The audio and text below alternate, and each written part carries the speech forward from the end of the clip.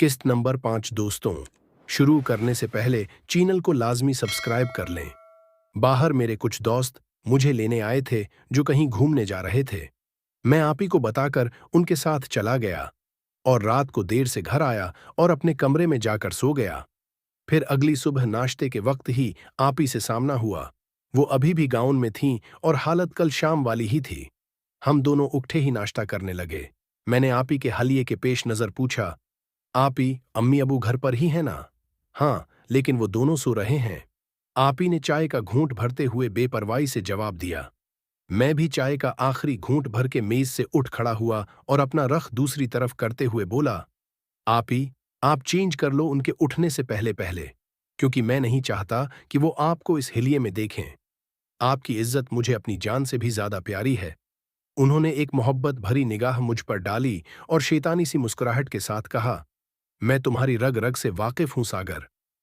तुम्हें ये फिक्र नहीं कि वो मुझे उस हिलिये में देखेंगे, बल्कि तुम्हें ये फिक्र है कि अगर उन्होंने मुझे इस हिलिये में तुम्हारे सामने देख लिया तो आइंदा तुम्हारी नजरें मेरे इस हिलिये से महरूम हो जाएंगी। शायद ये सच ही था, इसीलिए मेरे मुंह से जवाब में कुछ न निकल सका। मैं बोझल कदमों से बाहर की तरफ चल पड़ा। आज कॉलेज जाने को बिल्कुल भी दिल नहीं कर रहा था। आज बहुत दिन बाद मुझ में सनसनाहट हो रही थी और दिल कर रहा था हाथ चला लूं। मैं अभी गेट तक ही पहुंचा था कि आप ही की आवाज आई, सागिर रखो जरा। मैं जो कि दरवाजा खोलकर बाहर निकल चुका था, वहीं मड़कर देखा तो वो खुले बालों के साथ मेरी तरफ ही आ रही थी। पास आकर बोले, सागिर, वो 113 पूरी हो चुकी हैं और नई का इंतजाम कर दो। ये कहकर उन्होंने दरवाजा बंद कर दिया। मैं ट्रांस की कैफियत में था। अभी मेरी बेहद हया वाली आपी ने मुझसे नई मूवीज का बंदोबस्त करने को कहा था। मैं इस टाइम अपने दोस्त नईम के पास गया और उससे नई 3 सीडीज लें और इतना टाइम बाहर ही गुजारा कि अबू आफस चले जाएं और फिर मैं कॉलेज जाने की बजाय वापस घर आ गया। अबू आफस जा चुके थे, जबकि अम्मी के पास खाला मनाहिल आई बैठी थीं। मैंने उन्हें सलाम किया और अपने कमरे की जानिब चल पड़ा। मैंने अपने कमरे के दरवाजे पर पहुंचकर दरवाजा खोलना चाहा तो वो अंदर से लॉक था। मुझे बिल्कुल भी उम्मीद नहीं थी कि आप ही इस वक्त भी कमरे में होंगी, इसलिए जरा जोर से हैंडल घमाया था तो इतनी आवाज पैदा हुई थी कि आप ही को भी पता चल गया कि कमरे के दरवाजे पर कोई आया है। कुछ ही देर में दरवाजा खुला और आप ही की शक्ल नजर आई। आप ही ने सिर पर स्कार्फ पहन रखा था और अबाया की बजाय गुलाबी रंग की कमीज पहनी हुई थी, साथ काले रंग की शलवार और मीचिंग में काले रंग का दुपट्टा था जो कंधे पर इस तरह डाला हुआ था। आप ही को इस हालत में देखकर मेरी हालत अजीब हो रही थी। आप ही ने बाहर आते हुए फट्टी आवाज में गुस्से से कहा, तुम इतनी जल्दी क्यों आ गए हो? और मुझे घूरती हुए सीढ़ियों की तरफ चल दी। जी, वो आज कॉलेज जाने को मन नहीं कर रहा था। आप ही को जाते मटकती देखते हुए मैंने अपने जज्बात काबू करते हुए जवाब दिया। आप ही ने पहली सीढ़ी पर कदम रखा ही था कि मैंने आवाज दी, आप ही। उन्होंने वहीं खड़े खड़े मेरी तरफ नजर घुमाकर कहा, हूं। तो मैंने नई सीडीज निकालकर उनको दिखाते हुए कहा, 117। आप ही के चेहरे पर खुशी और एक्साइटमेंट साफ नजर आ रही थी। उन्होंने मुस्कुराकर मेरी आंखों में मैं फटाफट कमरे में दाखिल हुआ और अपना काम निकालकर कंप्यूटर के सामने जा बैठा। अभी सीडी लगाने ही लगा था कि दिमाग में आया कि देखूं तो सही आप ही क्या देख रही थी। कंप्यूटर ऑन किया और मीडिया प्लेयर में रिसेंटली ओपन मूवी चेक की तो मेरे चेहरे पर मुस्कुराहट फैल गई। वो एक लड़कों वाली मूवी थी जो आप ही देख रही थी। मैंने नई सीडी लगाई और खुद को आराम देने लगा। आज काफी दिनों बाद हाथ का इस्तेमाल करने जा रहा था, इसलिए बहुत ज्यादा सुकून आ रहा था। बार बार मूवी की हीरोइन की जगह आप ही नजरों के सामने आ जाती थी कि अचानक एक नीले रंग का बरेजा कंप्यूटर टेबल के नीचे पड़ा नजर आया। शायद आप ही ने मूवी देखते हुए यहां रखा था और जल्दी में जाते हुए वापस उठाना भूल गई।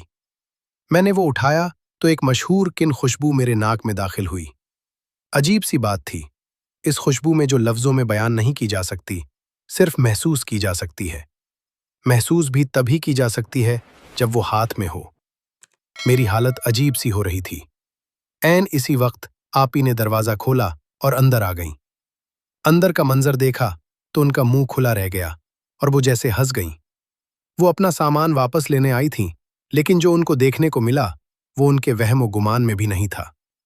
उनका बर्रा मेरे बाएं हाथ में बिल्कुल मेरे चेहरे के ऊपर था और मैं आपी को देखने के बाद भी मैंने खुद को नहीं रोका क्योंकि मैं मंजिल के करीब था।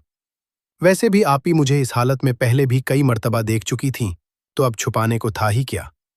तभी आपी बोले, सागर, तुम जानते हो कि तुम एक बीमार इंसान हो, लाओ ये मुझे वापस करो, यहां आकर ले ले, आप देख रही हैं कि मैं बिजी हूं। मैंने एक नज़र उन पर डाली और वापस स्क्रीन पर नज़र जमाते हुए कहा। आपी का चेहरा लाल हो चुका था, लेकिन मैं वाज़े महसूस कर सकता था कि इस लाली के पीछे वो चमक भी मौजूद थी जो नई सीडेज देखकर उनके चेहरे पर आई थी।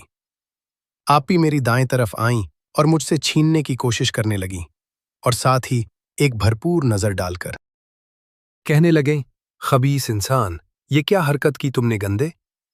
उन्होंने अपना हाथ मेरी ही शर्ट के साथ रगड़ रगड़ कर साफ किया और भागते हुए कमरे से बाहर निकल रहीं। 1.5 घंटा आराम करने के बाद मैं दोबारा उठा और दूसरी सीडी लगाकर एक बार फिर से कि एक दफा फिर आप ही अंदर दाखिल हुई और मुझे देखते ही चलाएं, सागर, बस करो, अब क्या सारा दिन तुम यही काम करते रहोगे। उन्होंने अपने दोनों हाथ अपनी कमर पर रखे हुए थे और चेहरे पर बनावटी गुस्सा था। उनको देखकर बिल्कुल भी नहीं लग रहा था कि मुझे इस हालत में देखकर अब उन्हें कोई प्रॉब्लम हो रही है। आप भी तो सारा दिन लगाती हैं ये करते हुए, मैंने आपको कभी कुछ कहा है। तो वो बोले, बकवास मत करो और अब चलो शाबाश, यहां से बाहर जाओ और मुझे कुछ टाइम दो, और पास सोफे पर बैठ गईं। आप भी यहां मेरे पास आ जाएं, दोनों मिलकर देख लेते हैं, मुझे बाहर भेजकर आपको क्या मिलेगा। पागलों जैसी बात मत करो, मैं तुम्हारे साथ बैठकर नहीं देख सकती, मुझे अकेले में ही देखना है। और फिर कुछ सेकंड का वक्फा देकर शैतानी से अंदाज में कहा, मैंने कुछ काम भी करना होता है। ओहो वो, मैं आपी की इस हिम्मत पर वाकई हैरान हुआ था और हैरतज़दा अंदाज में उनकी आंखों में देखा तो उनके चेहरे पर शर्म की लाली फैल गई और हल्की सी मुस्कुराहट के साथ उन्होंने अपनी आंखों और चेहरे को नीचे कर लिया। कुछ देर हम दोनों खामोश रहे तो मैं समझ गया अब वो बाहर नहीं जाएंगी, हर सूरत में यहीं बैठेंगी। मैंने भी ज़ाहिरी तौर पर उन्हें नज़रअंदाज किया और मूवी देखते हुए जारी रखा। करीबन 10 मिनट बाद मैंने आपी की तरफ देखा तो उनकी नज़रें वहीं पर ही थीं और वो बड़े इन्हमाक से मेरी हर हरकत को नोट कर रही थीं। उन्होंने मुझे अपनी तरफ देखते पाया तो शर्म से बोले, मेरी तरफ मत देखो, सामने देखकर अपना काम जल्दी निपटाओ और निकलो यहां से। मैं उनके अंदाज पर मुस्कुरा दिया। फिर थोड़ी देर बाद आपी की तरफ नजरें बचाकर देखा तो वो भी खुद को आराम देने लगी थी। चेहरे पर शहवत की लाली फैली हुई थी। मैं फिर कंप्यूटर की तरफ मुतवज्जे हो गया और मेरी टैंकी खाली होने लगी थी। तभी चंद मिनट बाद मुझे एक हाथ अपने कंधे पर महसूस हुआ। सागर, क्या हुआ, तुम ठीक तो हो ना। आपी की फिक्रमंद आवाज मुझे सुनाई दी। जी आपी, मैं ठीक हूं, ये नॉर्मल है, ऐसा होता है। मैंने आंखें खोलकर देखा तो आपी का एक हाथ मेरे कंधे पर था और दूसरे हाथ में वो पानी का ग्लास लिए खड़ी थी। ओह, पानी पियो और ठहर ठहर कर घूंट पीना। पानी का ग्लास मुझे थमाकर आपी मुड़ गईं। मैंने पानी का एक छोटा सा घूंट भरा और अपनी आंखें फिर से बंद कर लीं। अचानक मुझे मेरे हथियार पर उंगलियां रेंगती हुई महसूस। दोस्तों, मजीद देखें किस्त नंबर 6 में और इसके लिए हमारे चैनल को लाजमी सब्सक्राइब कर लें और साथ बेल आइकन को भी दबा दें। दोस्तों, किसी भी किस्म की कहानियां, ये वाली कहानी, कटिंग के बगैर घर की या बाहर की मुकम्मल कहानियां खरीदने के लिए इस नंबर पर व्हाट्सएप पर राब्ता करें। हमारे पास लातादाद हर तरह की कहानियां, नॉवेल्स मौजूद हैं। आपको बहुत सी स्टोरीज बहुत अच्छे रेट में मिल जाएंगी।